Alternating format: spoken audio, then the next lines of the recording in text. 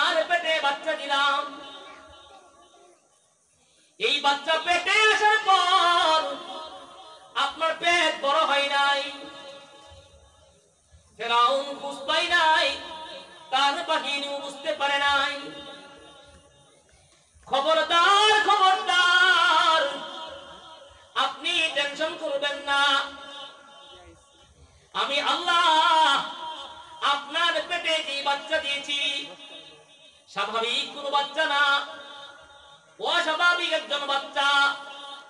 ইলহামের মাধ্যমে আল্লাহ পাক রব্বুল আলামিন মূসা নবীর মাকে বললেন, এই বাচ্চা প্রসব হবে এমন অবস্থায় প্রসবের যন্ত্রণা আপনি একটু খুঁজ পাবেন না। সুবহানাল্লাহ।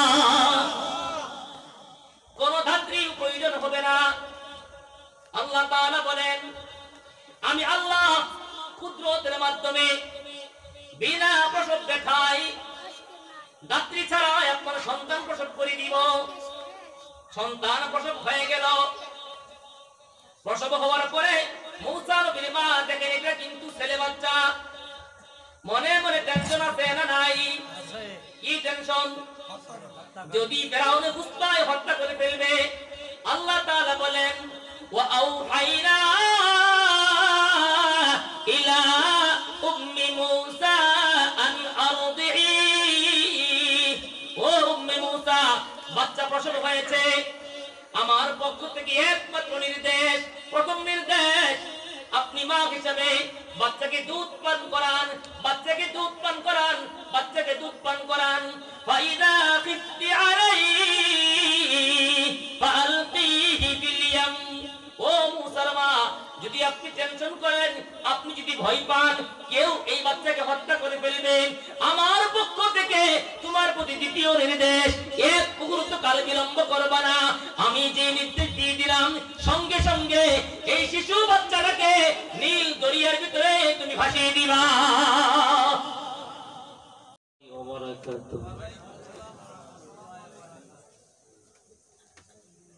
إن الحمد لله وحده والصلاة والسلام على من لا نبي بعده أما بعد فأعوذ بالله من الشيطان الرجيم بسم الله الرحمن الرحيم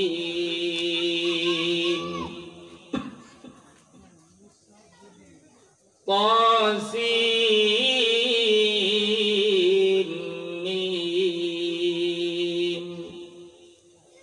تلك آيات الكتاب المبين نتلو عليك من نبأ موسى وفرعون بالحق لقوم يؤمنون إن فرعون علا في الأرض وجعل أهلها شيعا يستضعف طائفة منهم يذبح أبناءهم ويستحيي نساءهم إنه كان من المفسدين ونريد أن نمن على الذين استضعفوا في الأرض ونجعلهم أئمة ونجعلهم الوارثين ونمكن لهم في الأرض ونري فرعون وهامان وجنودهما منهم ما كانوا يحذرون صدق الله العظيم وقال رسول الله صلى الله تعالى عليه وسلم اللهم صل على محمد وعلى آل محمد كما صليت على إبراهيم وعلى آل إبراهيم إنك حميد مجيد اللهم بارك على محمد وعلى آل محمد كما باركت على إبراهيم وعلى آل إبراهيم إنك حميد مجيد الحمد لله পরমধ্য চর নওয়াবাদ যুব তাফসীর কমিটির উদ্যোগে আয়োজিত 3 দিন ব্যাপী 14তম তাফসীরুল কোরআন মাহফিলের মুহতারাম সভাপতি সাহেব আখিরি রজনীর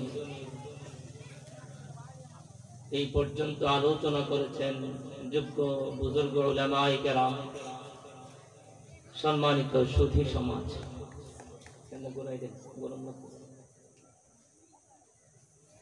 মহান আল্লাহ পাকের আলিশানে দরবারে লাখ কোটি শুকর আল্লাহ রাব্বুল আলামিন আমাদেরকে অত্যন্ত মেহেরবানি করে কোরআনের ক্লাসে বসার মতন আল্লাহ তৌফিক দিয়েছেন সেজন্য শুকর আদায় করি আলহামদুলিল্লাহ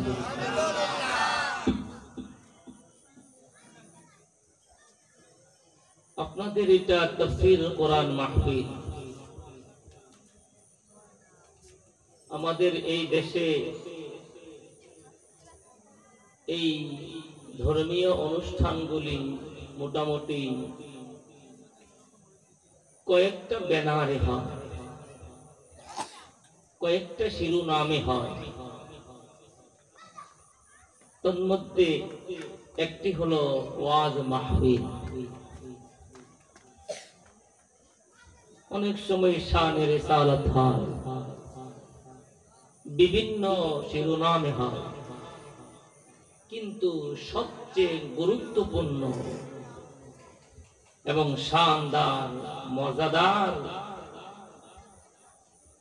প্রোগ্রাম হলো তাফসীরুল কোরআন মাহফিল তাফসীর শব্দের অর্থ হলো খুলে খুলে কোরআনকে বোঝা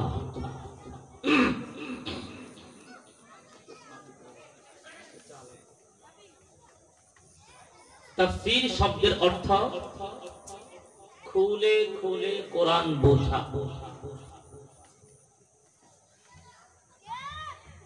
কোরআন বোঝা একটা মানুষের জন্য কেমন জরুরি বেঁচে থাকার জন্য অক্সিজেন যেমন জরুরি বুঝতে পারছেন বেঁচে থাকার জন্য পানি যেমন জরুরি কোরআন বোঝা একটা মানুষের জন্য তেমনই জরুরি এতক্ষণ পর্যন্ত আমি আসার আগ পর্যন্ত আলোচনা চলছিল ঈমানের উপর গুরুত্বপূর্ণ আলোচনা হচ্ছিল আকায়েদের সাথে অন্তরের সাথে সম্পৃক্ত 30টার ভিতরে 9টির আলোচনা করতে গিয়া প্রথম নম্বর যে আলোচনাটা সেটাই হলো কি আমানতু বিল্লাহ নম্বর 2 ওয়া মালাইকাতিহি নম্বর 3 ওয়া কুতুবিহি 3 নম্বর পয়েন্টে আল্লাহর আসমানি কিতাবের আলোচনা করতে গিয়া তন্মধ্যে এটা স্পষ্ট করেছেন সবচেয়ে গুরুত্বপূর্ণ এবং সর্বোৎকৃষ্ট একমাত্র অপরিবর্তনশীল কিতাব হলো কোরআন আমার কথা বুঝুন আপনারা কোরআন একটা মানুষের জন্য বোঝা অত্যন্ত জরুরি আমি আপনাদের সামনে এই তাফসীরুল কোরআন মাহফিল উপলক্ষে সূরাতুল কাসাস থেকে আমি কয়েকটি আয়াত তেলাওয়াত করেছি ছাত্রদেরকে যেভাবে ক্লাসে তাফসীর পড়াই আলহামদুলিল্লাহ আমি চেষ্টা করব আপনাদেরকে সেভাবেই একটু মুযাকারা করব বোঝানোর চেষ্টা করব ইনশাআল্লাহ গতানুগতিক ওয়াজ আমারটা মনে করবেন না, আজকের পয়েন্টে যেহেতু তাফসীরুল কোরআন মাহফিল, আল্লাহ পাক রব্বুল আলামিন কোরআনুল কারীমের ভিতরে এমন বহু সূরা নাযিল করছেন, এমন বহু আয়াত নাযিল করছেন, যেগুলো নাযিল করার পিছনে প্রেক্ষাপট আছে, যেটাকে বলা হয় শানে নুজুল। গোটা কোরআনের শানে নুজুল বিষয়টা কিন্তু তেমন না। আল্লাহ তাআলা কখনো কোন একটা সমস্যার সমাধানের জন্য কোরআনের একটা অংশ বিশেষ অবতীর্ণ করেছেন। কোরআন নাযিল হয়েছে হযরত রাসূলের কাছে 23 বছরে আল্লাহ রাব্বুল আলামিন 30 পারা কোরআন নাযিল করেছেন। 23 বছরে জিবরিল আমিন রাসূলের দরবারে এসেছেন 24,000 বার। বলেন না সুবহানাল্লাহ। কতবার? নবীজির কাছে কোরআন নাযিল করছেন কত বছরে? কত বছরে? মোট 23 বছরে কোরআন নাযিল হয়েছে নবীজির কাছে। 23 বছরে জিবরিল কতবার নবীজির কাছে আসছেন? 24,000 বার। কতবার? 24,000 বার। রাসূলের কাছে আল্লাহ রাব্বুল আলামিন যখন গোটা কোরআন নাযিল করছেন, একটা সময় আল্লাহ তাআলা এই কোরআনের মাধ্যমে দ্বীনকে পূর্ণতায় পৌঁছে দিয়েছেন, ঘোষণা করেছেন اليوم أكملت لكم دينكم وأتممت عليكم نعمتي اليوم أكملت لكم دينكم وأتممت عليكم نعمتي ورضيت لكم الإسلام دينا ورضيت لكم الإسلام دينا 23 বছর পরে আল্লাহ পাক রব্বুল আলামিন নবীজির কাছে এলান করে দিলেন, দোস্ত আমি কুরআন নাযিলের মাধ্যমে যে প্রজেক্ট চালু করেছিলাম 23 বছর পরে আমি আল্লাহ আরাফার মাঠে বিদায় হজের দিন শুক্রবারের সময় আল্লাহ পাক রব্বুল আলামিন বলেন, দোস্ত আমি আল্লাহ 24,000 বার জিবরাইল পাঠায়া 23 বছরের ভিতরে আমি আল্লাহ তোমার কাছে কোরআন পরিপূর্ণ করে দিলাম। আপনাদের ইন্তজামিয়া কমিটির কাছে আমি বিনীতভাবে অনুরোধ করব, আমার ডানে বাম থেকে যেন কোনো আওয়াজ আমার কান পর্যন্ত না পৌঁছে।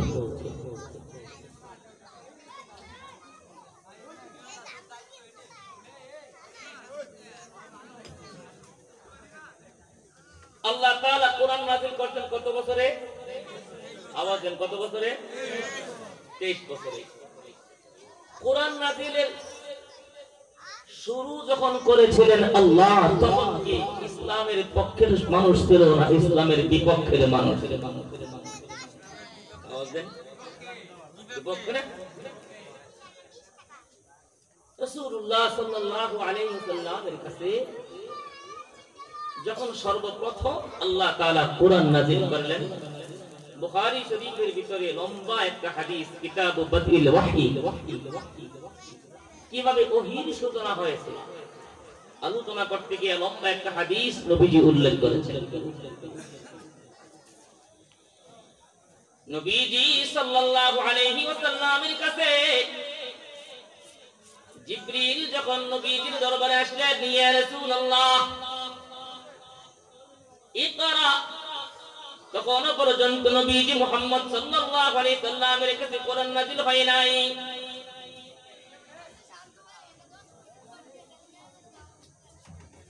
আপনারা যুব সমাজ, যুব কমিটি না, যুব তাফসীর কমিটি, এখানে ভলান্টিয়ার দেন, এখানে ভলান্টিয়ার দেন, ভলান্টিয়ার দেন।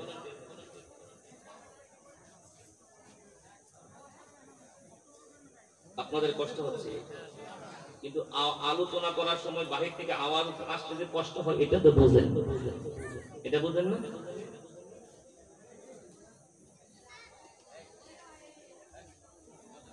যদি আপনারা বাহিরের পরিবেশ ঠান্ডা করতে পারেন, একবারে নিস্তব্ধ আমি আলোচনা করব, একবারে সুন্দর পরিবেশ করে।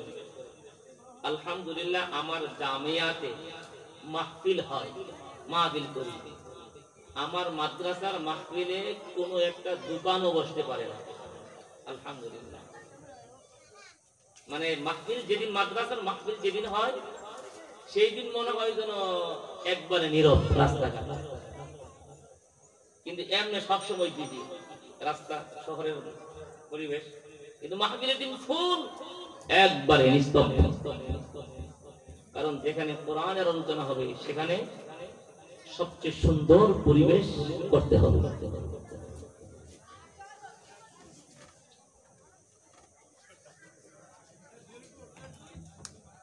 হযরত রাসূলুল্লাহ সাল্লাল্লাহু আলাইহি সাল্লামের কাছে কোরআন নাযিল করলেন, আল্লাহ তাআলা জিবরিলকে পাঠিয়ে দিলেন। জিবরিল আয়েশা নবীজিকে বলেন, ইকরা ইয়া মুহাম্মদ, তুমি পড়ো।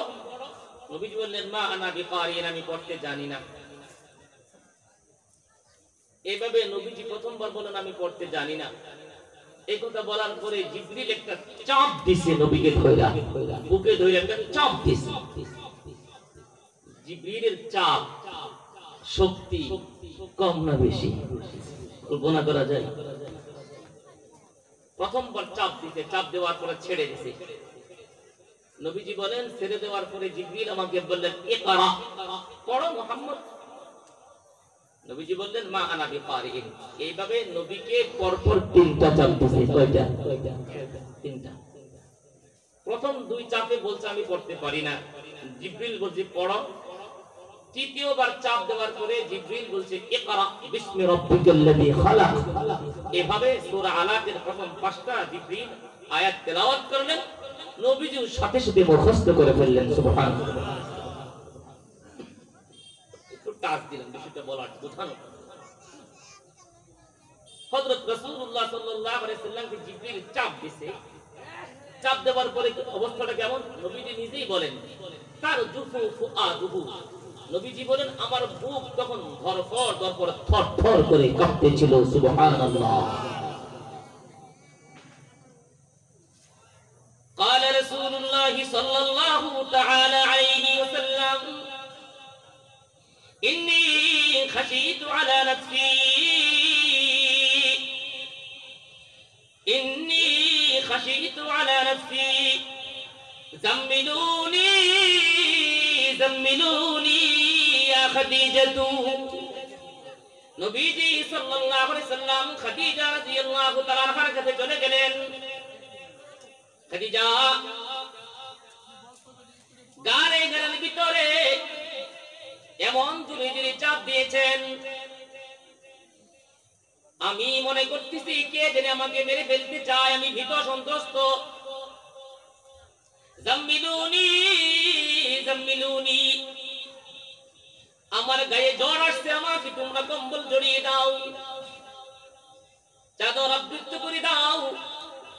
ফাদাম্মালুহু, নবীজি সাল্লাল্লাহু আলাইহি সাল্লামকে ফ্যামিলির লোকজন কম্বল জড়িয়ে দিলেন।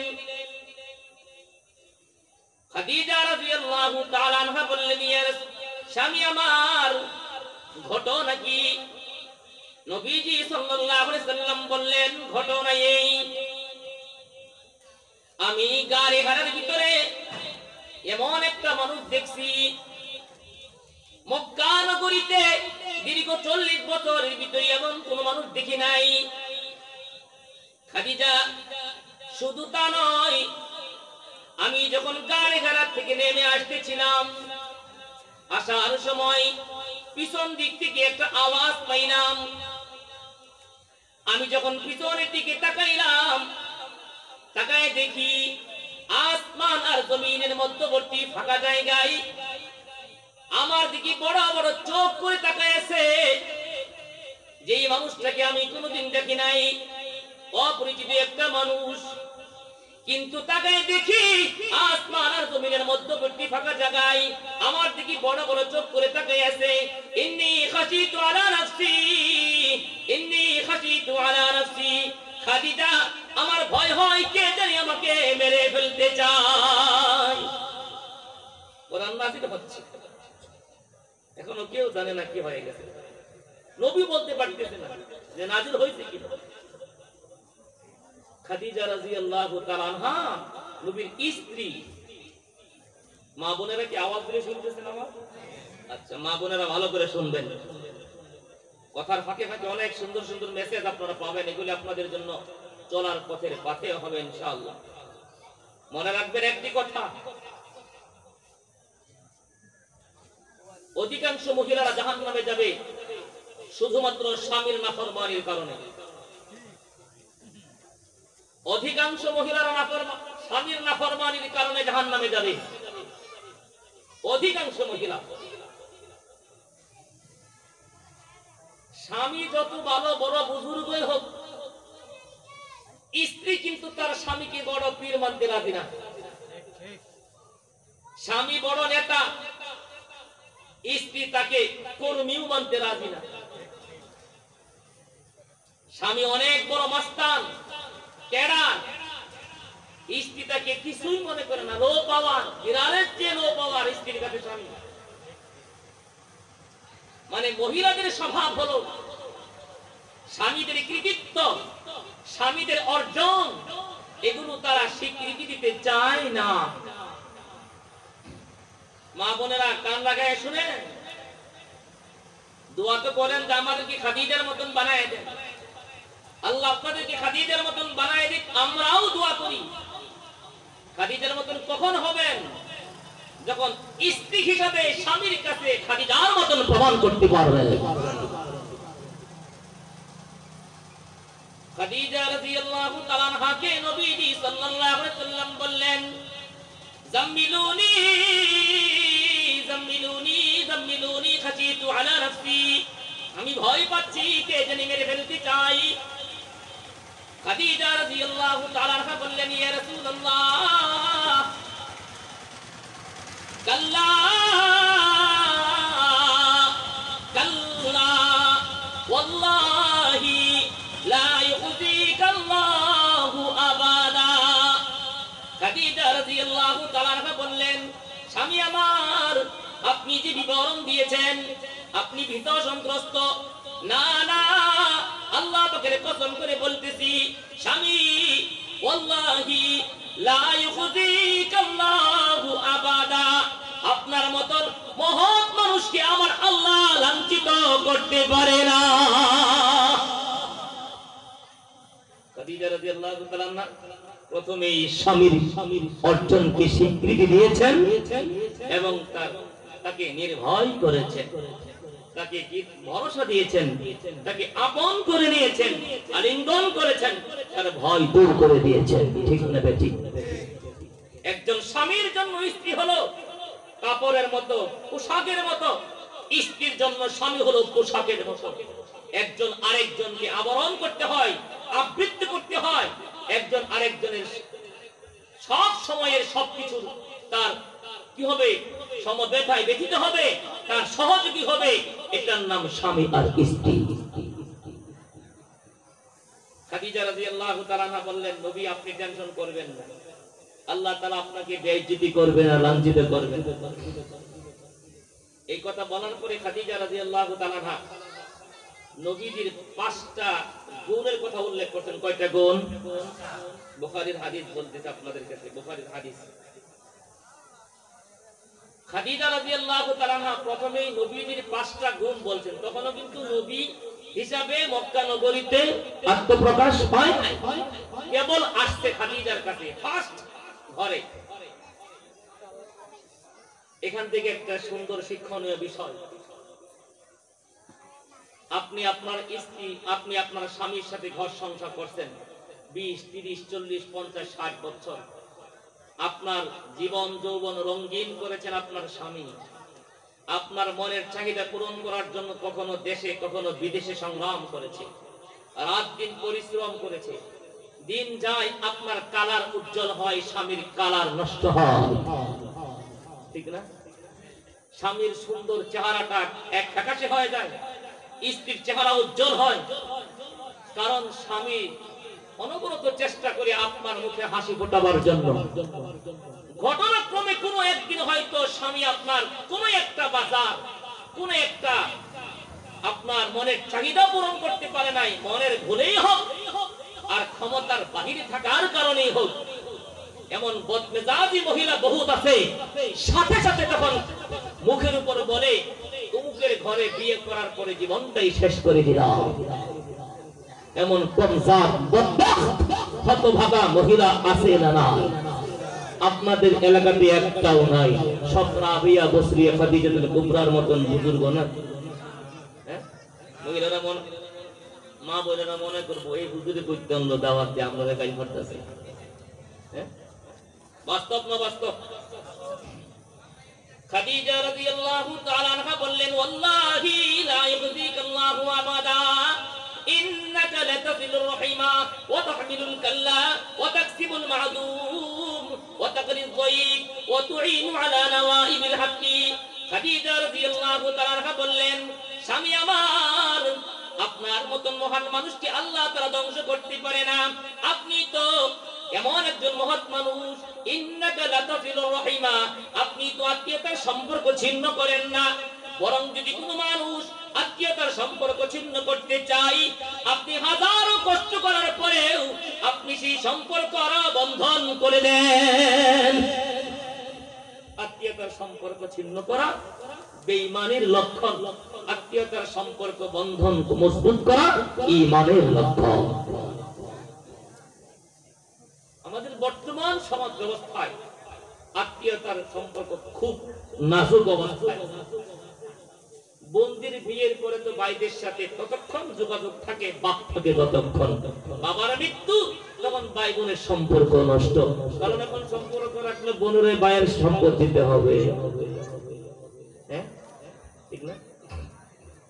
ফুফুদের সাথে তো ভাতিজাদের যোগাযোগই নাই। ভয়ঙ্কর ব্যাপার, ভয়ঙ্কর। যাক, এভাবে খাদিজা রাদিয়াল্লাহু তাআলা আনহা নবীর 5টা গুণ বললেন। গুণ বলার পরে নবীকে বললেন, স্বামী আপনি ভয় পাইতেছেন যে এই ঘটনা ঘটছে, কে জানি মেরে ফেলতে চাই। খাদিজা রাদিয়াল্লাহু তাআলা আনহা নিজের পক্ষ থেকে স্বীকৃতি দিচ্ছেন, ওয়াল্লাহি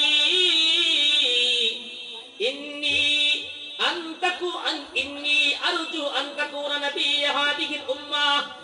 স্বামী, আপনি যে বিবরণ দিলেন, এই বিবরণের মাধ্যমে আমি খাদিজা বুঝে নিলাম আল্লাহ পাক রব্বুল আলামিন কিয়ামত পর্যন্ত আখিরি জামানার উম্মতের জন্য আল্লাহ তাআলা আপনাকে নবী হিসেবে কবুল করে নিয়েছেন। সুবহানাল্লাহ। নবী কিন্তু বলে নাই আমি যে নবী হয়ে গেছি, ঠিক না? কিন্তু স্বীকৃতি প্রথম কে দিয়েছেন? খাদিজা, স্ত্রী স্বামীর স্বীকৃতি দিয়েছেন। সুবহানাল্লাহ। এই বুঝে আসছে? মা বোনেরা, আপনারা আপনাদের স্বামীদেরকে ভালো করবেন কেমনে জানেন? স্বামীরা যদি একদিন নামাজ পড়ে তখন ফার্ম দিবেন যে আপনি তো প্রতিদিনই নামাজটা পড়েন, তাহলে আজকে কেন নামাজটা ছেড়ে দিতেছেন, উঠেন না, নামাজটা পড়েন না। মানে তাদেরকে উৎসাহ দিবেন, তাহলে তারা কি হবে? আল্লাহওয়ালা হয়ে যাবে, বুঝেননি? কিন্তু স্বামীদের অর্জনকে ধুলোয় মিশিয়ে দিবেন না, তাহলে স্বামীরা তখন রেগে যায়। কোরআন নাজিল হচ্ছে, কোরআন নাজিল হয়ে যাওয়ার পরে অবস্থাটা খুব খারাপ, বেঈমানরা মানতে পারতেছে না। রাসূলুল্লাহ যে নির্যাতন, ইস্তিমুলাম নির্যাতন, এই নির্যাতন আর সাহাবাদের সহ্য হচ্ছে না। রাসূলের কাছে বারবার দরখাস্ত করেন, ইয়া রাসূলুল্লাহ মাতা নাসরুল্লাহ, মাতা নাসরুল্লাহ, নবী আল্লাহর সাহায্য কখন আসবে, আর কতদিন ঈমান গোপন করে রাখবো? আল্লাহ পাক রব্বুল আলামিন আয়াত নাযিল করে দিলেন, আলা ইন্না নাসরাল্লাহি কারীব। ও সাহাবারা, টেনশন করবা না, ধৈর্য হারা হয়ে যাবা না। রাত্রি যত গভীর হয় সূর্যোদয় তত নিকটবর্তী হয়ে যায়। আল্লাহ পাক রব্বুল আলামিন বলেন, ও নবীর সাহাবারা, তোমরা টেনশন করবে না। বেঈমানেরা তোমাদের উপর নির্যাতন করতেছে, বেঈমানেরা তোমাদের উপর জুলুম করতেছে, আমি আল্লাহ পাক রব্বুল আলামিন সব দেখতেছি। এমন একটা সময় হবে যেই সময়ে শুধু আমি তোমাদেরকে সাহায্য করব না, বরং 1 1 2 3 4 5 হাজার নয়, আল্লাহ পাক রব্বুল আলামিন বলেন এমন একটা সময় হবে যেই সময়ে আমি আল্লাহ তোমাদেরকে শক্তিশালী বানিয়ে দিব, তোমাদেরকে দেশের ক্ষমতা দিয়ে দিব, এমন কি তোমাদেরকে আমি আল্লাহ 9000 ফেরেশতা দিয়ে সাহায্য করব। এমন জবাব দিবা, সেই দিন তোমরা দাঁত ভাঙা জবাব দিবা না, সেই দিন তোমরা বেঈমানদেরকে মারি ভাঙা জবাব দিবা। আমি আল্লাহ শুধু তাকায়া তাকায়া দেখব। সান্ত্বনা দিয়েছেন কে? মুসলমানদেরকে আল্লাহ সান্ত্বনা দিয়েছে। মুসলমানদের কলজা ঠান্ডা না গরম? ঠান্ডা। বুঝতে পারছেন নি? এমন একটা পরিস্থিতিতে আল্লাহ তাআলা রাসূলের কাছে সূরাতুল কাসাস নাযিল করেছেন। এই সূরাটা আমি এতক্ষণ আলোচনা করার আগে তেলাওয়াত করছি, সরাসরি আমি আলোচনায় করতেছি। আমি এতক্ষণ এতগুলি কথা বললাম শান নজরুলটা বোঝানোর জন্য, আর আমি ঘুম থেকে ডাইরেক্ট উঠে আসছি, তো আমি একটু ইজি হয়ে গেলাম আর কি, বুঝলেন নাই? আচ্ছা, আল্লাহ পাক রব্বুল আলামিন মক্কা নগরীতে রাসূলের কাছে সূরাতুল কাসাস নাযিল করলেন।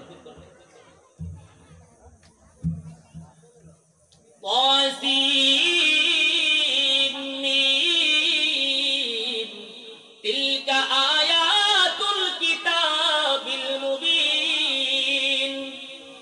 নবীজির কাছে আল্লাহ পাক কোরআন নাযিল করেন। বেঈমানেরা নবীর এই কোরআনকে মানতে পারে না, নবীকে গালমন্দ করে, কোরআনের ব্যাপারে বাজে মন্তব্য করে।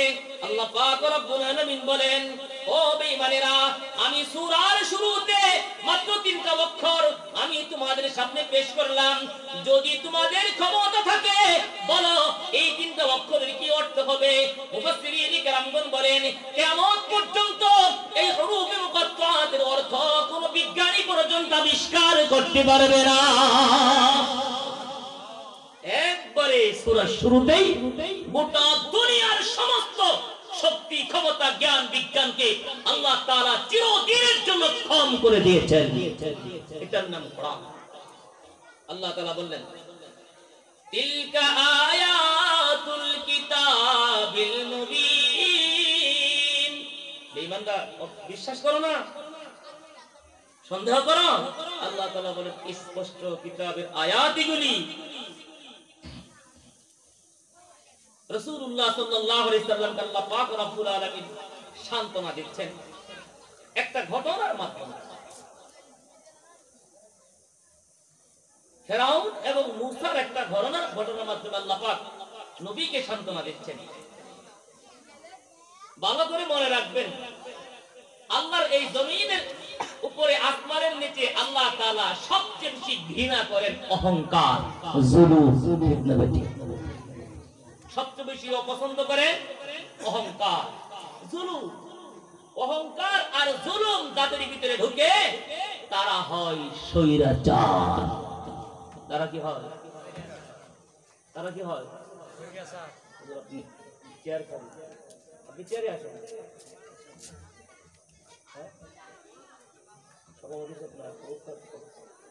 আচ্ছা, আমি তো বললাম খালি থেকে খারাপ দেখা বুঝছেন। আসেন, চেয়ার খালি, আপনি আলিম মানুষ বসে আছেন, এটা হয়?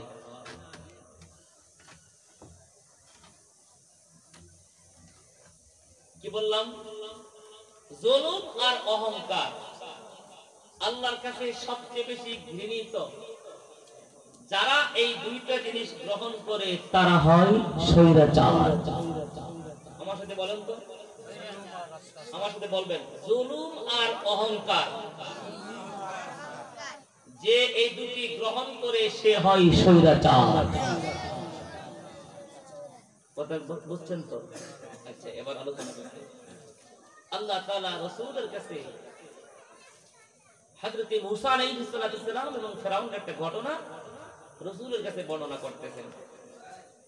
অথচ মূসা নবীর জন্মের 3000 বছর পরে আমাদের নবীজির দুনিয়াতে জন্ম। আচ্ছা বুঝতে পারছি, বলুন আজকে এখানে যারা সরাসরি প্যান্ডেলের ভিতরে উপস্থিত, আরেকজন প্যান্ডেলে উপস্থিত না, তিনি হয়তো বাহির থেকে দেখছেন, দূর থেকে, কিন্তু একজন সামনে বসে দেখছেন, আরেকজন দূর থেকে দেখছেন, আরেকজন অনেক দূর থেকে শুনছেন। এই 3 জনের বক্তব্য শোনা কি একরকম না ভিন্ন রকম হবে? রাসূলের জন্মের 3000 বছর আগে মূসা এবং ফেরাউনের ঘটনা চলে গেছে। নবীর কাছে আল্লাহ পাক রব্বুল আলামিন ঘটনা বর্ণনা করবেন। ঘটনাটা কেমনে বর্ণনা করবেন আল্লাহ তাআলা সেটাও বলে দিয়েছেন, রাসূল এমন ভাবে আপনার কাছে সেই ঘটনাটা করে ধরবো কেমন জানি আপনি নিজেই সেই ঘটনার স্থলে উপস্থিত ছিলেন। সুবহানাল্লাহ, আপনি উপস্থিত তখন ছিলেন না, কিন্তু এমন ভাবে বিস্তারিত বর্ণনা করব কেমন জানি আপনি তখন উপস্থিত ছিলেন।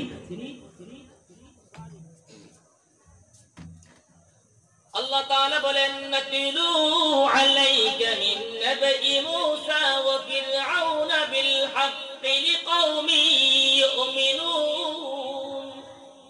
ইয়া রাসূলুল্লাহ, আমি যথাযথভাবে আপনার কাছে মূসা এবং ফেরাউনের ঘটনা বিবরণ তুলে ধরলাম বিশ্বাসীদের জন্য। এই ঘটনার উদ্দেশ্য কি? আল্লাহ পাক রব্বুল আলামিন নবীজিকে সান্ত্বনা দিতে চাইলেন। ইয়া রাসূলুল্লাহ, কোরআন নাযিল করে দিলাম, আবু জাহেল সরকার মানতে চাই না, বেঈমানরা মানতে চাই না, বেঈমানদের রাজত্ব ধ্বংস হয়ে যাবে সেই চিন্তা তারা করতেছে। ইয়া রাসূলুল্লাহ, আপনাকে কষ্ট দেই, মুসলমানদেরকে কষ্ট দেই, টেনশন করবেন না, টেনশন করবেন না। এই বেঈমানেরা আপনাদের বিরুদ্ধে যেমন ষড়যন্ত্র করতেছে, ইয়া রাসূলুল্লাহ, আপনার জন্মের 3000 বছর পূর্বে আমার একজন নবীকে আমি আল্লাহ পাঠিয়েছিলাম, মূসা আলাইহিস সালাম। ওই মূসা নবীকে আল্লাহ পাক রব্বুল আলামিন যখন দুনিয়াতে নাযিল করেছিলেন, নবী আলাইহিস সালামকে আল্লাহ পাক রব্বুল আলামিন বললেন, ইয়া রাসূলুল্লাহ, আপনার বিরুদ্ধে বেঈমানেরা ষড়যন্ত্র করতেছে 40 বছর পার হওয়ার পরে, কিন্তু আমার পয়গম্বর মূসা তার বিরুদ্ধে ষড়যন্ত্র করেছিল মূসার জন্মের আগে থেকে। বুঝেন নাই? নবীর বিরুদ্ধে ষড়যন্ত্র হয়েছে জন্মের পর থেকেই না 40 বছরের পর থেকে? ঘটনা কি? কোরআনের কারণে তো, ঠিক না? আর আল্লাহ তাআলা বলেন মূসার বিরুদ্ধে ষড়যন্ত্র হয়েছে মূসার 40 বছর বয়স হওয়ার পরে না, বরং ষড়যন্ত্র হয়েছে জন্মের আগে থেকে। বরং ষড়যন্ত্রটাই ছিল মূসা যেন দুনিয়াতে না আসতে পারে, ঠিক না? ঠিক। আল্লাহ তাআলা বলেন, ইন্না ফিরআউনা আলা ফিল আরদ وجعل أهلها شيعا يستضعف طائفة منهم يذبح أبناءهم ويستحيي نساءهم إنه كان من المفسدين। الله পাক রব্বুল আলামিন বলেন, নিশ্চয়ই ফেরাউন ছিল অহংকারী, ফেরাউন ছিল স্বৈরাচার। মিশরে ফেরাউন ছিল অহংকারী, স্বৈরাচার। মিশরের মানুষগুলিকে ফেরাউন বিভিন্ন দলে বিভক্ত করেছিল। তাদের ভিতর থেকে এক দলকে দুর্বল বানিয়ে রেখেছিল। এই মিশরের জমিনে বনি ইসরায়েলের ছেলে সন্তানগুলিকে হত্যা করত, মেয়েদেরকে জীবিত রাখত। আল্লাহ পাক রব্বুল আলামিন বলেন, এই কাজ কেন করত? ইন্নাহু কানা মিনাল মুফসিদিন। নিশ্চয়ই ফেরাউন ছিল বিপর্যয় সৃষ্টিকারী। শুধু বিপর্যয় সৃষ্টিকারী না, আল্লাহ পাক রব্বুল আলামিন বলেন, আসমানের নিচে জমিনের উপরে সবচেয়ে বড় স্বৈরাচার ছিল ফেরাউন। ভালো করে বুঝলেন, পৃথিবীতে সমস্ত স্বৈরাচাররা তাদের স্বৈরাচারী মনোভাব মসনদ ধরে রাখার জন্য 4টা পলিসি অবলম্বন করে। কয়টা পলিসি? কয়টা? মনে রাখবেন, মুখস্থ করে রাখবেন, কোরআন থেকে প্রমাণ করে বুঝাই দিয়ে দেব। পৃথিবীতে যুগে যুগে যারাই স্বৈরাচার হয়েছে, স্বৈরাচাররা চারটা কর্মসূচি পালন করে, চারটা পলিসি অবলম্বন করে। কয়টা? এক নম্বর, স্বৈরাচারদের প্রথম কর্মপদ্ধতি হলো স্বৈরাচাররা অহংকারী হয়ে যায়। কি হয়? অহংকার মানে আমি যা বলি আমারটাই ঠিক, আমি সবার বড়, সবাই আমার ছোট, আমি ভুল করতে পারি না, আমার সামনে কেউ ভুল করে থাকতেও পারে না, আমি যা বলি আমারটাই ঠিক, সবাই আমার চেয়ে ছোট, আমি সবার চেয়ে বড়। বুঝে দেখলে বলুন, এ জাতীয় স্বৈরাচারী মনোভাব আমাদের এই স্বাধীন বাংলাদেশে কারো কি ছিল? কারো ছিল? মুরব্বী ঘুমাইতেছেন না? ছিল না? বুঝেনি নাই, আমার কথা বুঝেনি নাই। হ্যাঁ, 24-এর 5 আগস্টের আগে যে ছিল তার মনোভাব কেমন ছিল? তার মনোভাব কেমন ছিল?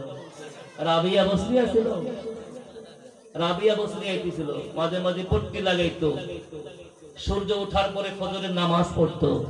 হ্যাঁ, অবস্থাতে এমনই ছিল। স্বৈরাচারদের চারটা পলিসি। এক নম্বর পলিসি হয় স্বৈরাচাররা হয় অহংকারী। দুই নম্বর পলিসি হয় স্বৈরাচাররা দেশের জনগণকে বিভিন্ন দলে বিভক্ত করে। কারণ সমস্ত জনগণ যদি ঐক্যবদ্ধ থাকে তাহলে স্বৈরাচার তার মসনদ টিকায়া রাখতে পারবে না। যদি ঐক্যবদ্ধ হয়ে যায় তাহলেই তো অভ্যুত্থান হয়ে যায়, আর যদি ঐক্যবদ্ধ না হয় তাহলেই টিকে যায়। এজন্য স্বৈরাচারদের দুই নম্বর পলিসি হলো দেশের জনগণকে তারা ঐক্যবদ্ধ থাকতে দিবে না, বিভিন্ন দলে বিভক্ত করবে। গোড়াদের জন্য এক দল, ছাত্রদের জন্য এক দল, পুলিশ শ্রমিকদের জন্য এক দল, যুবকদের জন্য এক দল, বিভিন্ন দল, মহিলাদের জন্য এক দল, স্বেচ্ছাসেবকদের জন্য এক দল। এই দল আছে না নাই? বাংলাদেশে আছে, ভুলাতে নাই। আচ্ছা আচ্ছা, কথা বুঝতেছেন তো? আমি শুধু কোরআন থেকে আপনাদের কি বুঝাই দিচ্ছি, বাকিটা আপনারা মিলাই নেবেন। স্বৈরাচারদের পলিসি 2 নম্বর ছিল যে তারা দেশের জনগণকে কি করে রাখবে? ঐক্যবদ্ধ না বিক্ষিপ্ত? বলেন, ঐক্যবদ্ধ না বিক্ষিপ্ত? বিক্ষিপ্ত করে রাখবে। 3 নম্বর পলিসি হলো স্বৈরাচারদের এই দেশের জনগণের ভিতরে যারা সবচেয়ে অভিজাত, সবচেয়ে সম্মানী, সবচেয়ে মেধাবী, বুদ্ধিমান এবং সর্বস্তরের মানুষের কাছে সমাদৃত, যাদেরকে মানুষ ফলো করে, এমন মানুষগুলিকে এই স্বৈরাচারেরা দুর্বল করে রাখতে চায়। এজন্য কখনো কখনো জাতির সামনে তাদেরকে তুচ্ছ-তাচ্ছিল্য করার জন্য কখনো নারী কেলেঙ্কারির নাটক সাজানো হয়, আবার কখনো কখনো নামে বেনামে মিথ্যা মামলার পাহাড় দিয়া তাদেরকে জেলখানার ভিতরে বন্দী করা হয়। এগুলো হলো স্বৈরাচারদের 3 নম্বর পলিসি। কথা বুঝতেছেন আমার? 4 নম্বর পলিসি, দেশের জনগণের ভিতরে যারা সংগ্রামী, এই সংগ্রামী অভিজাত শ্রেণীর মানুষগুলির ভিতর থেকে ভবিষ্যতে যেন কোনো সংগ্রামী মানুষ তৈরি হতে না পারে, এজন্য সম্ভাব্য সমস্ত পথ তারা রুদ্ধ করে দেয়, বন্ধ করে দেয়। বুঝেন নাই? টুপিদারি দেখলেই জঙ্গি। 2 জন 3 জন 4 জন 5 জায়গায় বৈশা চা খাইলেও সমস্যা, ইমানের কথা বললেও সমস্যা, কোরআনের কথা বললেও সমস্যা। স্বৈরাচারদের পৃথিবীতে 4 পলিসি নিয়ে কাজ করে। 1 নম্বর পলিসি হলো স্বৈরাচাররা হয় অহংকারী। 2 নম্বর পলিসি হলো স্বৈরাচাররা তারা দেশের জনগণকে বিভিন্ন দলে বিভক্ত করে দেয়। 3 নম্বর পলিসি হলো স্বৈরাচাররা দেশের অভিজাত শ্রেণীর এবং সংগ্রামী মানুষগুলিকে তারা বিভিন্নভাবে দুর্বল করে রাখতে চায়। 4 নাম্বার হলো এই সংগ্রামী মানুষের ভিতর থেকে ভবিষ্যতে কোন সংগ্রামী মানুষ যেন তৈরি হতে না পারে, সেজন্য তারা সমস্ত পদ্ধতি অবলম্বন করে।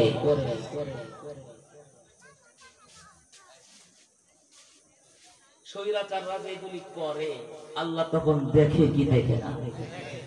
আল্লাহ তো সবসময় দেখে, আল্লাহ সবসময়। শয়তানে যে শয়তানি করে কার দেওয়া পাওয়ারে করে? আওয়াজ দেন। শয়তানে শয়তানি করে কার দেওয়া পাওয়ারে? স্বৈরাচারে স্বৈরাচারিতা করে কার দেওয়া পাওয়ারে? জালেমে জুলুম করে কার দেওয়া পাওয়ারে? তাহলে আল্লাহ পাক পাওয়ার দিলই কেন আর সুযোগ দিলি কেন? আল্লাহ পাকের উদ্দেশ্য হলো আল্লাহ তাআলা নির্দিষ্ট টাইম পর্যন্ত সুযোগ দেয়। একটা কথা মনে রাখবেন, যে যত উপর থেকে পড়ে তার হাত পা তত বেশি ভেঙ্গে চুরমার হয়ে যায়। যার অন্যায়ের পাল্লা যত বেশি হয় তার ধ্বংস যখন শুরু হয়, পৃথিবীর কোন দেশ কোন মাটি তাকে গ্রাস করতে চায় না।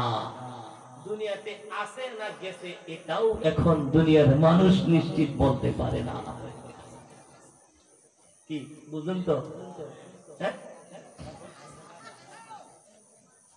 আল্লাহ যখন ধরে, আল্লাহ যখন কাউকে ধরে, ধরার পরে আর ছাড়ে না, নাকি? আল্লাহ তাআলা বলেন ইন্না ফিরআউনা আলা ফিল আরদ, নিশ্চয়ই ফিরআউন স্বৈরাচার, মিশরের জমিনে স্বৈরাচার হয়েছিল, অহংকার করেছিল। কি অহংকার করেছিল? আল্লাহ পাক রব্বুল আলামিন বলেন শুধু সে একা অহংকার করে নাই, তার যত দল ছিল, তার পক্ষের যত শক্তি ছিল, যারা স্বৈরাচার হয়, স্বৈরাচারদের পক্ষের যে শক্তিগুলি থাকে, এরাও নিজেদেরকে প্রভু মনে করে, প্রভু মনে করে, বাকিদেরকে গোলাম মনে করে, নিজেদেরকে প্রভু মনে করে। তারা মনে করে তারাই এই দেশের মালিক, এই দেশটা তার বাপ দাদার, তারাই মনে করে এই দেশের আকাশ বাতাস শুধুই তাদের জন্য, বাকিদেরকে তারা গোলাম মনে করে। এটা হলো স্বৈরাচারী মনোভাব। আল্লাহ তাআলা তাদের ব্যাপারেও বলেন واستكبر هو وجنوده في الأرض بغير الحق وظنوا أنهم إلينا لا يرجعون। আল্লাহ তাআলা বলেন ফিরআউন স্বৈরাচার ছিল, তার বাহিনীরাও স্বৈরাচার ছিল, সবাই তারা অহংকার করত। কি অহংকার করত? আল্লাহ পাক রব্বুল আলামিন বলেন মিশরের জমিনে দুইটা জাতি বসবাস করত। একটা জাতি ছিল কিপ্তি জাতি, এটা ছিল ফিরআউনের বংশ, আর একটা জাতি ছিল বনি ইসরাইল, এরা ছিল নবীদের বংশ। আল্লাহ পাক রব্বুল আলামিন বুঝাই দিতে চান কেবলমাত্র ফিরআউন তার কিপ্তি বংশধরকে নিয়ে মিশরের জমিনে স্বৈরাচারী রাজত্ব কায়েম করেছিল। বনি ইসরাইলকে তারা মাথা তুলে তাকাইতে দিত না। বনি ইসরাইল যেন দুনিয়াতে কোন রকমের মান সম্মান অর্জন করতে পারে, কোন প্রভাব প্রতিপত্তি অর্জন করতে পারে, এই পরিমাণ ক্ষমতা বনি ইসরাইলকে তারা দিত না। আল্লাহ এটা দেখছে কি দেখছে না? দেখে কি দেখে না? দেখে। আল্লাহ তাআলা বলেন যখন দোষী ফিরআউন দে, একা দোষী না, আল্লাহ বলেন ইস্তাকবারা হুয়া ওয়া জুনুদুহু, অহংকার করছে ফিরআউন এবং তার বাহিনী, যত দল আছে, উপদল আছে, সবগুলোরে আল্লাহ পাক বলেন ফাআখাযনাহু ওয়া জুনুদাহু। আল্লাহ বলেন আমি ফিরআউনও দোষী, তার বাহিনীগুলোও দোষী। ওয়ালা বাদনাহুম ফিল ইয়ামি, এদেরকে আমি লোহিত সাগরের ভিতরে তলিয়ে দিয়েছি। সুবহানাল্লাহ। আল্লাহ তাআলা যখন জালিমদের ধরে ছাড়ে না, জালিমদের যখন ধরে আল্লাহ ছাড়ে না, তখন কি জালিমের দোষরেরা মুক্তি পায়? জালিমের দোষরেরাও আর কি নাই? মুক্তি নাই। তো আল্লাহ তাআলা দুনিয়াতে শুধুমাত্র একটা মানুষকে পাওয়ার দেই পরীক্ষা করার জন্য, সুযোগ দেই পরীক্ষা করার জন্য। তো দুনিয়াতে ফিরআউন ছিল স্বৈরাচারী, ফিরআউন ছিল বদমেজাজি। ফিরআউনের অহংকার আর স্বৈরাচারীর লিমিটটা কোন পর্যায়ে গিয়েছিল? وقال انا ربكم الاعلى, ফিরআউন বলেছিল আসমানের নিচে জমিনের উপরে আমি তোমাদের সবচেয়ে বড় রব। বলেন না নাউযু বিল্লাহ। আমি সমস্ত ক্ষমতার মালিক, ফিরআউন বলতো। এখন ফিরআউন বলে না, এখন আমার দেশে ক্ষমতার মালিক হলো জনগণ। আমার দেশের মুসলমান নেতারা বলে সমস্ত ক্ষমতার মালিক হলো জনগণ। বলেন বুঝতে থাকলে বলেন সমস্ত ক্ষমতার মালিক কে? ফেরাউন বলতো সমস্ত ক্ষমতার মালিক আমি। আর এখনকার মুসলমান মাথায় না দাড়ি লইয়া, মাথায় টুপি লইয়া নামাজ পড়িয়া বলে সমস্ত ক্ষমতার মালিক জনগণ। যেই ব্যক্তি এই কথা জবান দিয়া বলে, সাথে সাথে অন্তর দিয়া বিশ্বাস করে, এই কথা বলতে দেরি হয় কিন্তু তার ঈমান বের হইতে দেরি হয় না। এটা ছিল ফেরাউনের সবচেয়ে বড় অহংকার। আজকের পর থেকে এমন স্লোগান দিবেন, আজকের পর থেকে এমন স্লোগান দিবেন, এই স্লোগান দেওয়া হারাম। সকল ক্ষমতার মালিক কে? সকল ক্ষমতার মালিক কে? জনগণ সকল ক্ষমতার মালিক। এই কথা বলা যাবে? এই কথা বলা হারাম না হালাল? ঈমান না কুফর? কুফর। এমন কথা বলা যাবে না, না। জনগণ তো বলতে বলতে লাস্টে একবারে নিজের ঘরে নিয়ে ঢুকাইছি, ও দেশটাই আমার বাপের, এই পর্যন্ত গিয়েছিল। ফেরাউনের এই অহংকারের লিমিট এই পর্যন্ত গিয়েছিল। একদিন ফেরাউন তার সংসদ অধিবেশন ডাকছে। সংসদ অধিবেশন ডাইকা মন্ত্রীদেরকে বলে, এই মন্ত্রীরা শোনো, আমি যতটুকু জানি আসমানের নিচে জমিনের উপরে আমি ছাড়া তোমাদের আর কোন রব নাই। বলেন না নাউযুবিল্লাহ। তবে আসমানের উপরে মূসার কি আলাদা কোন রব আছে? এইটা একটু পরীক্ষা করা দরকার। কে বলছে? তাদেরকে বলছে? ফেরাউন বলছে, মন্ত্রী পরিষদকে বলছে আসমানের নিচে জমিনের উপরে আমাকে ছাড়া তো কোনো রব নাই, আমি জানি, কিন্তু আসমানের উপরে মূসার কোনো রব আছে কি নাই এটা একটু পরীক্ষা করা দরকার। তো তার প্রধানমন্ত্রী হামান বলে, স্যার এটা কেমনে পরীক্ষা করবেন? ফেরাউন বলে, আমার জন্য ইট খোলা বানাও, আমার জন্য মাটি করে ইট বানাও, ইট বানায়া বিশাল একটা অট্টালিকা বানাও, অট্টালিকার উপরে উঠবো, উঠে সেখান থেকে উকি দিয়ে দেখবো আসমানের উপরে আরো কোন রব আছে কিনা। বলেন না নাউযুবিল্লাহ। আল্লাহর সাথে কি করলো? আল্লাহর সাথে কি করছে? ঠাট্টা করছে। আল্লাহর সাথে কি করলো? ঠাট্টা নাই না? হ্যাঁ, আরে রাতের আধারে বাতি নিভাইয়া কি পরিমাণ ব্রাশ ফায়ার করে ঝাঁঝরা করছে, ট্রাক দিয়া কোথায় কোথায় লাশগুলি ফালাইতে গুম করছে, এখন সব প্রকাশ হয়ে যাচ্ছে। কিন্তু নির্লজ্জের মতো মিডিয়ার সামনে এসে বলল, শাপলা চত্বরে তারা রং মাখাইয়া শুইয়াছিল। নাউযুবিল্লাহি মিন শাররি যালিক। আল্লাহ জানে কি জানে না? কোরআন থেকে মিলান না। وقال فرعون يا أيها الملأ ما علمت لكم من إله غيري। ফেরাউন বলল, ও মন্ত্রী পরিষদ, আমি যতটুকু জানি আসমানের নিচে জমিনের উপরে আমি ব্যতীত তোমাদের আর কোন রব নাই। বলেন না নাউযুবিল্লাহ। فأوقد لي يا هامان على الطين। ও প্রধানমন্ত্রী হামান, আমার জন্য মাটি পুরো।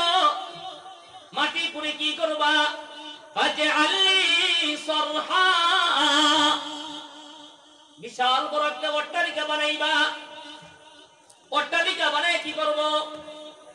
লাআল্লি আত্তালিউ ইলা ইলাহি মূসা।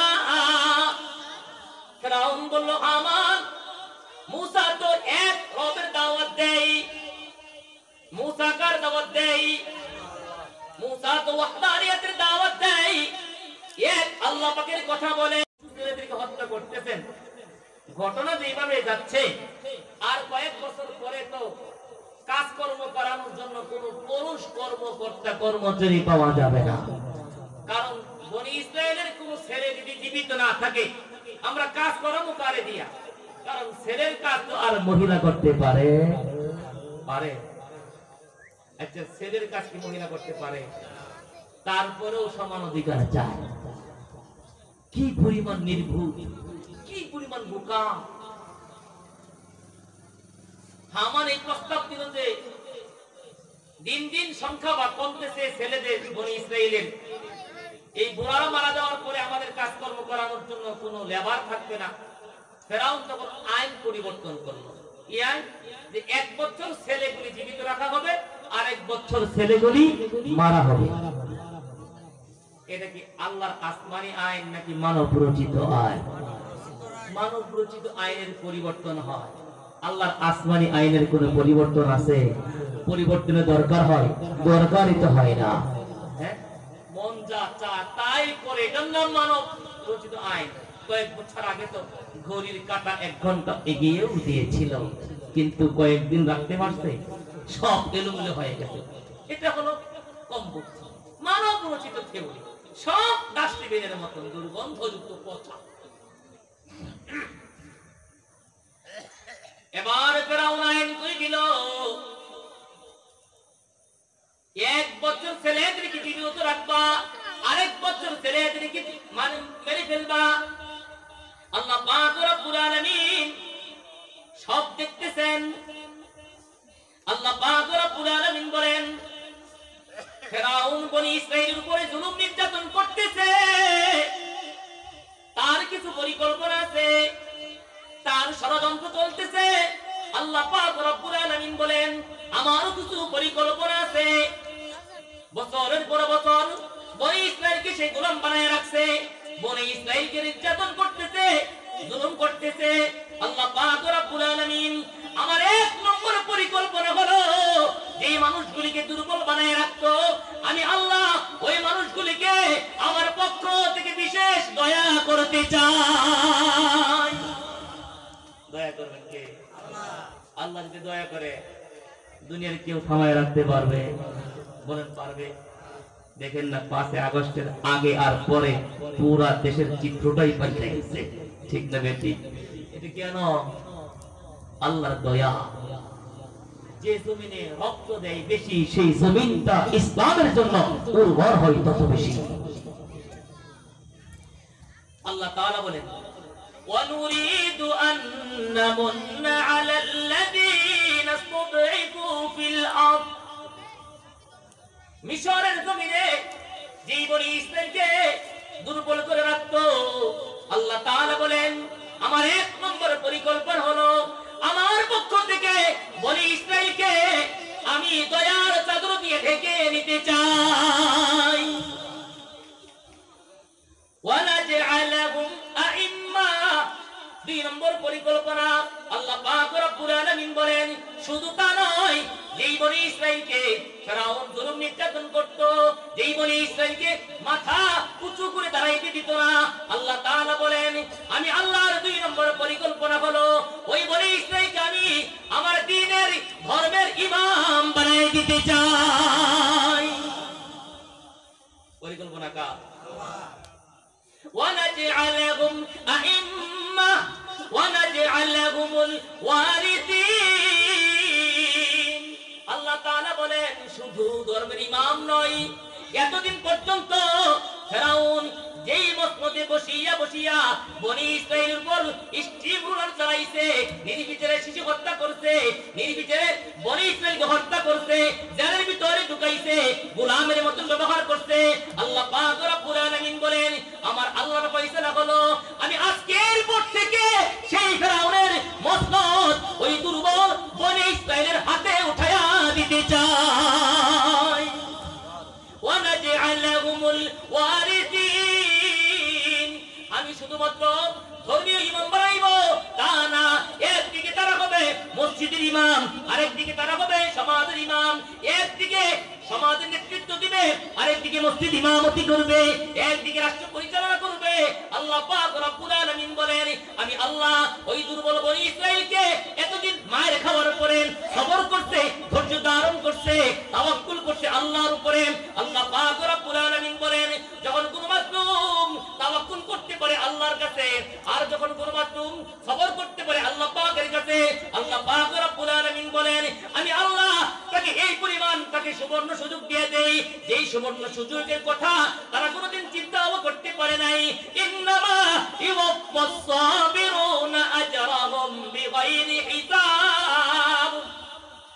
পাক রব্বুল আলামিন বলেন ধৈর্যের পুরস্কার দ্বারা হিসাব দেওয়া হয়, ধৈর্যের পুরস্কার হিসাব করা যাবে না।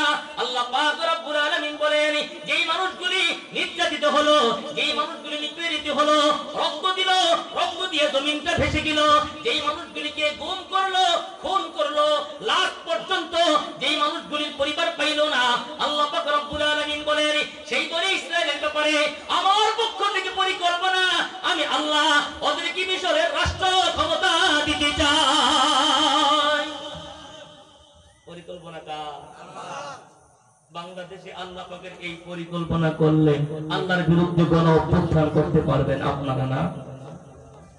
আল্লাহ পাকের এই পরিকল্পনা বাংলাদেশে আল্লাহ পাকের এই পরিকল্পনা বাস্তবায়ন করা আল্লাহর পক্ষে সম্ভব না অসম্ভব? আমরা তো দেখতে পাচ্ছি ইনশাআল্লাহ খুব নিকটবর্তী ইনশাআল্লাহ।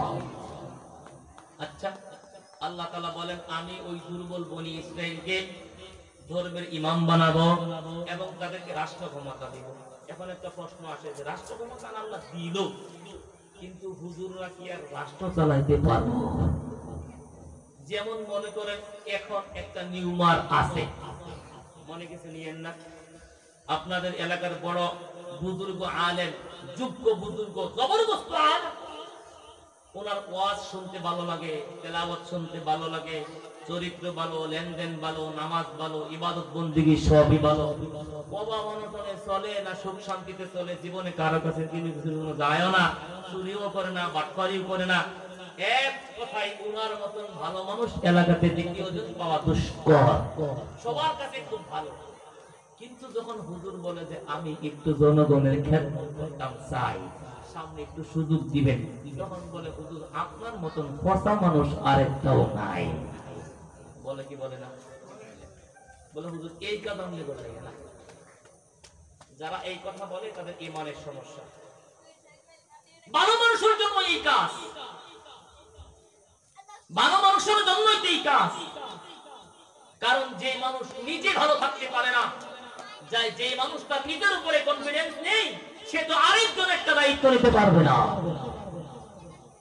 এখন যেমন বলে যে রাষ্ট্র ক্ষমতা চালানো এত সস্তা না।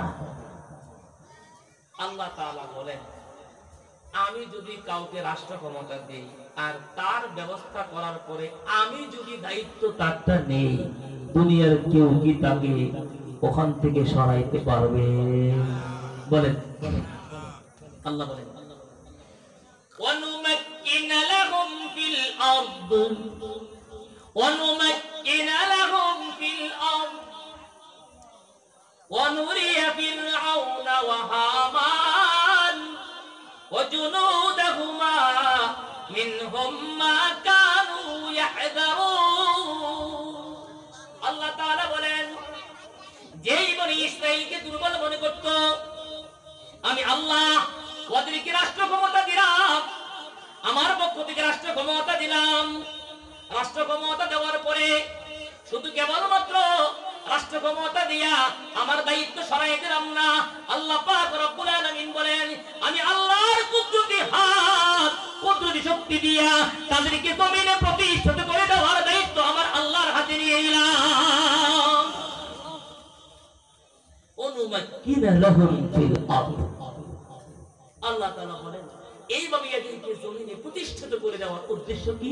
উদ্দেশ্য হলো ওই শরীরাচাররা যেই জিনিসটারে ডরাইতো ওইটাই বাস্তবায়ন করব। বলেন না সুবহানাল্লাহ। মুসাকে জমিনে আসতে দিবে না, পরিকল্পনা কার? ফেরাউনের। মুসাকে আসতে দিবে না, পরিকল্পনা কার? ফেরাউনের। আল্লাহ পাকের পরিকল্পনা আছে না নাই? আল্লাহ তাআলা বলেন এই মুসার মা, এই ভালো করে শুনেন, ভালো করে শুনেন, ফেরাউন যেই বছর ঘোষণা করছে যে এই বছর শিশু বাচ্চা হত্যা করবা না, পরের বছর হত্যা করবা, তো যেই বছর বলছে হত্যা করবা না, এই বছর হারুন আলাইহিস সালাতু ওয়াস সালাম জন্ম নিয়েছে। সুবহানাল্লাহ। হারুন, এই বছর তো হত্যা হবে না। তো দ্বিতীয় বছর হারুন আলাইহিস সালাতু ওয়াস সালামের আম্মার ঘরে আরেক সন্তান জন্ম নিয়েছে, তার নাম মূসা। এটা কি ছেড়ে দেওয়ার বছর না হত্যা করার বছর? হত্যা করার বছর না। ফেরাউনের একটা কালচার ছিল, যখনই বনি ইসরায়েলের কোন মা কোন বোন গর্ভবতী হতেন, কিত্তিদেরকে পাঠায় তো গিয়া রেকর্ড করো কোন বনি ইসরায়েলি মা কোন বোন গর্ভবতী হয়েছে ওদের নাম লিস্ট করো, সম্ভাব্য তাদের ডেলিভারির সময়টা নির্দিষ্ট করে আসো। কারণ যখন তাদের ডেলিভারির সময় কাছাকাছি হবে তখন কিত্তিদের পক্ষ থেকে, ফেরাউনের পক্ষ থেকে নির্বাচিত কিত্তি মহিলা দিয়া তাদের সন্তান প্রসব করাইতো। ছেলে হইলে সাথে সাথে হত্যা করত, আর মেয়ে হইলে জীবিত রাখত। মুসা নবীর মায়ের আগের বছর জন্ম নিছে হারুন, দ্বিতীয় বছর ছেলে পেটে বাচ্চা। কিন্তু আল্লাহর কি কুদরতি খেলা, মা বোনদের বাচ্চা পেটে আসলে যেমন তাদের সব স্বাভাবিক পরিবর্তন হয়, সব কিছু রুচি নষ্ট হয়ে যায়। কিন্তু আল্লাহ তাআলা মুসা নবীকে যেই বছর মায়ের পেটে দিয়েছেন সেই বছর মুসা নবীর মায়ের পেট একটু পরিবর্তন হয় নাই। সুবহানাল্লাহ। পেট বড়ই হইছে না, বমি বমি ভাবও নাই, রুচিও কমে না, সব স্বাভাবিক। বনি ইসরায়েলের এই মহিলার পেটে বাচ্চা কিত্তিরা বুঝতেই পারে না। পরিকল্পনা কার? বলেন না কার? এত মারে মারতে, মারার পরে কসম করছে, মনে করছে দুনিয়ার থেকে বাংলাদেশ থেকে মনে সব শেষ। এখন দেখে ব্যাঙ্গের ছাতার মতন এটা কইছিল বোঝায়। হ্যাঁ, বলে ইসরায়েলের এই মহিলার পেটে পরের বছর বাচ্চা আসছে।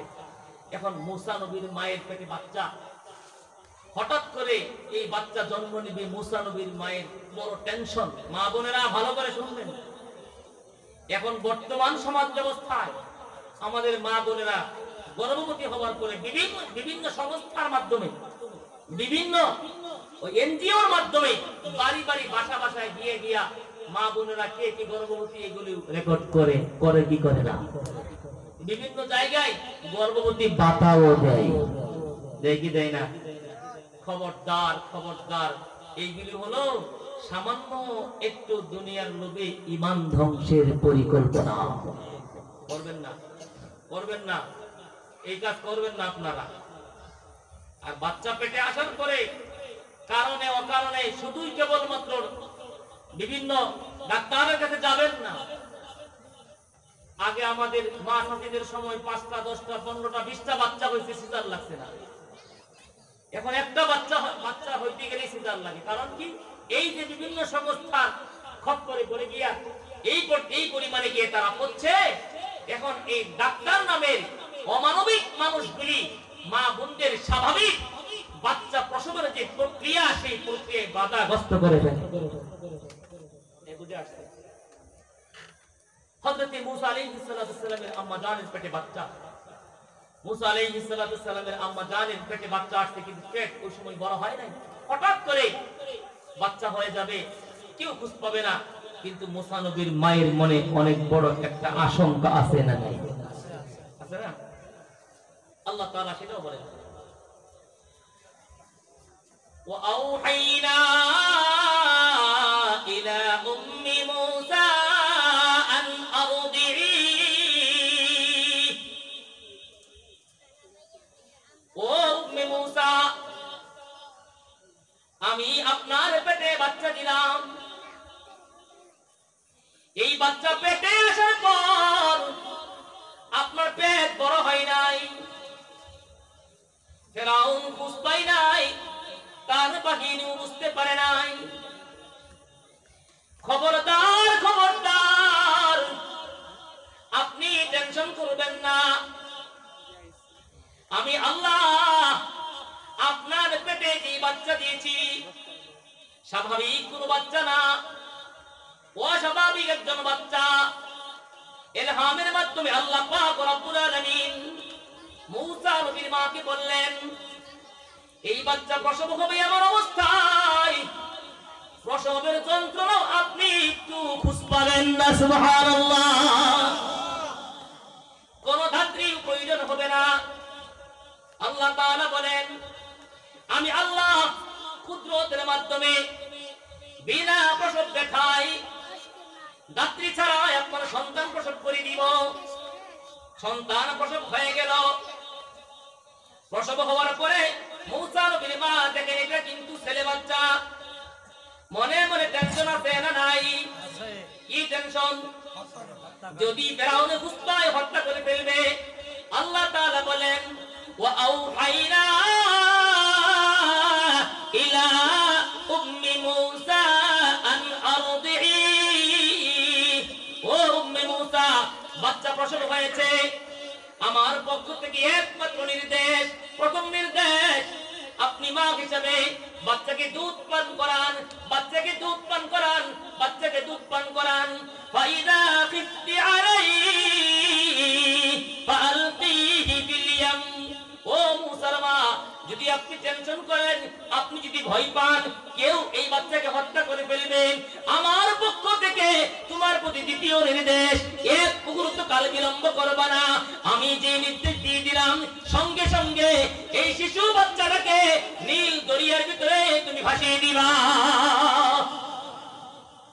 বুঝে থাকলে বলুন তো, মাত্র একদিনের শিশু বাচ্চা, যতই টেনশন আর ভয় থাক, নীল দরিয়াতে ভাসিয়ে দেওয়া সম্ভব? বলেন, এটা হলো ঈমান। এটার নাম কি? এটার নাম কি? ঈমান। ঈমান কাকে বলে? ঈমান হলো আমরা সবাই গোলাম, আল্লাহ আমাদের মালিক, মালিকের হুকুম করতে দেরি, গোলাম ওটা পালন করতে দেরি করবে না। গোলামের বুঝে আসুক আর না আসুক, বলেন, গোলামের বুঝে আসুক আর না আসুক, এর ভিতরে লাভ না ক্ষতি, এটা কি হালুয়া না কি কিচ্ছু বুঝে না, দেখতেছে পুরাটাই ক্ষতি আর ক্ষতি, তারপরেও সেদিকে তাকানোর টাইম নাই। নির্দেশ করতেন আল্লাহ, গোলামের কাজ হলো পালন করা, এরপরে কি ঘটবে কি ঘটাইবে করবেন কে? কি করবেন? আমরার মতন যদি এত পাকনা মুসলমান হইতো ওই জমানায়, তাহলে আল্লাহর প্রশ্ন করতো, আল্লাহ একদিনের বাচ্চা এটা আবার কেমনে দিন নীল দরিয়ার ভাষায় দিতাম? হ্যাঁ, আমরা পাকনা মুসলমান, আমরা খুব চালাক মুসলমান, আমরা নিজেকে অনেক চালাক মনে করি, মানুষকে যত ঠকাইতে পারি, ক্ষতি করতে পারি, আল্লাহকে যত ঠকাইতে পারি, আল্লাহকে যত ধোঁকা দিতে পারি, তত নিজেকে চালাক মনে করি। নাউযুবিল্লাহি মিন যালিক। আল্লাহ তাআলা বললেন, মুসার মা, ভয় করবা না, এই বাচ্চা কোথায় দিয়ে দিবা? কোথায়? নীল দরিয়াতে ভাসায় দিবা। কেমনে ভাসাবে? আল্লাহ তাআলা সেটাও বলেন, আমার পক্ষ থেকে নির্দেশ হলো, একটা কাঠের বক্স সিন্ধুক বানায়া এই সিন্ধুকের ভিতরে ঢুকায়া বাচ্চাটাকে নীল দরিয়াতে ভাসায় দিবা। মুসা নবীর মা কিন্তু নবী না, এই সবগুলি হচ্ছে অন্তরে অন্তরে। আল্লাহ তাআলা মুসা নবীর মায়ের অন্তরে ইলহাম করেছেন, ঢেলে দিয়েছেন। সুবহানাল্লাহ। অনেক সময় সন্তান মুসিবতে পড়ে যায়, বাবা খুঁজ পায় না, কিন্তু মার মনে একটা ধাক্কা লাগে কি লাগে না? এটার নাম ইলহাম, এটার নাম ইলহাম। যে কোথায় ছেলে শত শত হাজার হাজার মাইল দূরে থেকে প্রবাসে, সেখানে একটু জ্বর আসছে, বাবার খবর নাই, মার মনে একটু অস্থিরতা শুরু হয়ে যায়, এটার নাম হলো ইলহাম। বুঝতে পারছেন? মুসা নবীর মা আল্লাহ পাকের পক্ষ থেকে ইলহাম পেয়েছেন, শিশু বাচ্চাটাকে একটা কাঠের বক্সে ঢুকাইবা, ফেলে দিবা। কিন্তু এখন মিস্ত্রি হবে কোথায়? মনে মনে চিন্তা, মিস্ত্রি কই পাবো? হঠাৎ করে শুনে বাহির থেকে কে জানি ডাকতেছে, এই এমন কি কেউ আছে যে কাঠের বক্স বানাইতে হয়, সিন্ধুক বানাইতে হয়, এমন কি কেউ আছে? আমরা কাঠ মিস্ত্রি। বলেন না সুবহানাল্লাহ। এই কথা ভালো করে বুঝতে হবে, মনোযোগ দিয়া। স্বৈরাচাররা ষড়যন্ত্র করে দুনিয়ার মানুষকে ধ্বংস করার জন্য আল্লাহ তাআলা পরিকল্পনা করে ওই দুর্বল মানুষকে সবল করার জন্য দিন শেষে বিজয় হয় কার? আল্লাহ। কার বিজয় হয়? আল্লাহ। হঠাৎ করে কে জানি ঘরের বাহির থেকে ডাক দিতেছেন, আমরা কাঠ মিস্ত্রি, কারো কি প্রয়োজন হবে সিন্ধুক বানানোর জন্য? মুসা নবীর মা দৌড়ে বের হয়েছেন, আমার মনের কথা আপনি বলেছেন, আমার একটা সিন্ধুকের দরকার। ঠিক আছে, কাঠ নিয়ে আসেন, সিন্ধুক বানাই দিব। মুসা নবীর মা বললেন, একটু বসেন, আমি ঘরের ভিতর থেকে একটু পানি নিয়ে আসি, কারণ এই যে যন্ত্রপাতি এগুলি ধারানো করার জন্য পানি লাগবে। মুসা নবীর মা একটু পানি আনার জন্য ঘরের ভিতরে গেছেন। ঘর থেকে বের হওয়ার পরে দেখেন মুহূর্তের ভিতরেই চোখের পলকে সুন্দর একটা সিন্দুক বানানো হয়ে গেছে। সুবহানাল্লাহ। শুধু সিন্দুক বানাইছে তা নয়, মজুরি নেই না, পারিশ্রমিক চাই না, হাতি নাকি পা পা করে চলে যান। মূসা নবীর মা ডাক দিলেন, কি আপনি আমার এই বিপদের সময় কোথায় থেকে আসলেন? লোকটি ফিরে তাকায় বললেন, আমরা দুনিয়ার কোনো কাঠ মিস্ত্রি নয়, আমরা আল্লাহর দরবারের কাঠ মিস্ত্রি জিবরাইল ফেরেশতা।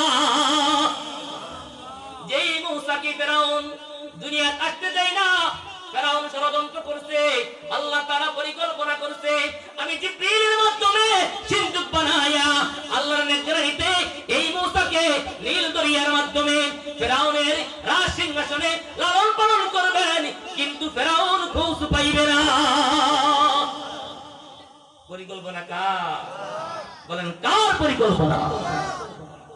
ওই আল্লাহ এখনো আছে, আল্লাহ এখনো বাস। হযরত মুসা আলাইহিস সালামের আম্মা সিন্দুক বানাইলেন। মাত্র একদিনের একটা বাচ্চা সিন্দুকের ভিতরে ঢুকায় যখন নীল দরিয়া ছেড়ে দেয়, যতই আল্লাহ পাকের হুকুম, তারপরও মায়ের মনে সন্তান হিসাবে একটা ব্যথা যন্ত্রণা আছে না নাই? আছে না নাই? আল্লাহ তাআলা বললেন, فَإِذَا خِفْتِ عَلَيْهِ فَأَلْقِيهِ فِي الْيَمِّ وَلَا تَخَافِي وَلَا تَحْزَنِي إِنَّا رَادُّوهُ إِلَيْكِ وَجَاعِلُوهُ مِنَ الْمُرْسَلِينَ। আল্লাহ তাআলা বললেন, ও মূসার মা, একদিনের শিশু বাচ্চাটাকে আপনি নীল দরিয়াতে ভাসিয়ে দিবেন। আপনি খবরদার এই ভয় করবেন না নদীতে মারা যাবে, এই টেনশন করবেন না আপনার সন্তান কি হবে। ও মূসার মা, আমার পক্ষ থেকে নির্দেশ পালন করেছেন আপনি, বাকি কাজ করব আমি। ও মূসার মা, আমি আপনাকে দুইটা ওয়াদা করলাম। এক নম্বর ওয়াদা, যেই বাচ্চাকে আপনি কিছুক্ষণের ভিতরে এখান থেকে নীল দরিয়াতে ভাসিয়ে দিলেন, আমি আল্লাহ ওয়াদা করলাম এই বাচ্চাটাকে আবার আপনার কোলে আমি আল্লাহ উঠায়া দিতে বিলম্ব করব না। টেনশন আছে? দুই নম্বর আরেকটা ওয়াদা, ওয়াজাইলুহু মিনাল মুরসালিন। শুধু তা নয়, আমি আল্লাহ যুগ শ্রেষ্ঠ বড় একজন নবী এবং রাসূল বানাইব। সুবহানাল্লাহ। যাকে ফেরাউন আসতেই দিতে চায় না, আল্লাহ বলে তারে আমি রাসূল বানাইব, নবী বানাইব, তারে আমি রাষ্ট্রপতি বানাইব। পরিকল্পনা কাটটা বাস্তবায়ন হবে আল্লাহ তাআলা। বুঝতে পারতেছেন তো? আল্লাহ তাআলা হযরত মুসা আলাইহিস সালামের আম্মা জানিকে সুন্দর বক্তব্য দিলেন, ভাষায় দিলেন। তো যাচ্ছে বেশে বেশে বাচ্চা, কিন্তু মায়ের মনে এই পরিমাণ অস্থিরতা শুরু হয়ে গেছে।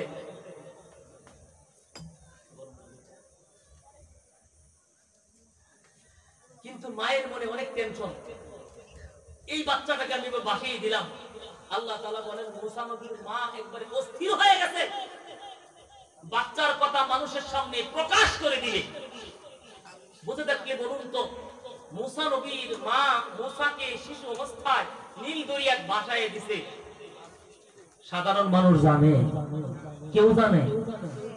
কিন্তু আল্লাহ তাআলা বলেন, মুসা নবীর মায়ের অবস্থা এমন ছিল, কেমন জানি সে তার এই বাচ্চাকে নদীতে ভাসিয়ে দেওয়ার কথাটা মানুষকে প্রকাশ করে দিবে। আল্লাহ তাআলা বলেন, আমি আল্লাহ নিজ কুদরত দিয়া তার অন্তরটাকে বেঁধে দিলাম। সুবহানাল্লাহ। করছেন কি? ওয়া আসবাহা ফুআদু উম্মি মূসা ফারিগা। আল্লাহ তাআলা বলেন, মূসা নবীর আম্মা অস্থির হয়ে গেলেন। إن كادت لتبدي به لولا أن ربطنا على قلبها لتكون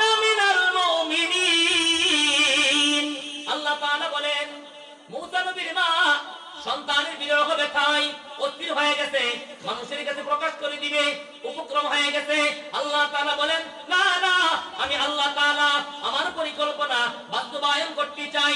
মুসা নবীর মা যদি প্রকাশ করে দেয়, পরিকল্পনা বাস্তবায়ন করতে পারবো না, সাধারণ মানুষ জেনে ফেলবে, ফেরাউন হত্যা করে ফেলবে। আল্লাহ তাআলা বলেন, এই জন্য আমি আল্লাহ মুসা নবীর মায়ের অন্তরটাকে মজবুত করে দিলাম। ও মুসার মা, খবরদার খবরদার, তুমি সামান্য অল্প কয়েক মুহূর্তের জন্য, মাত্র একদিন এক রাতের জন্য তোমার কুল থেকে নীল দরিয়া দিয়ে ভাসিয়ে দিয়ে দাও, আমি আল্লাহ আবার তোমার কাছে ফিরিয়ে দিব। ঠিক তেমনি ভাবে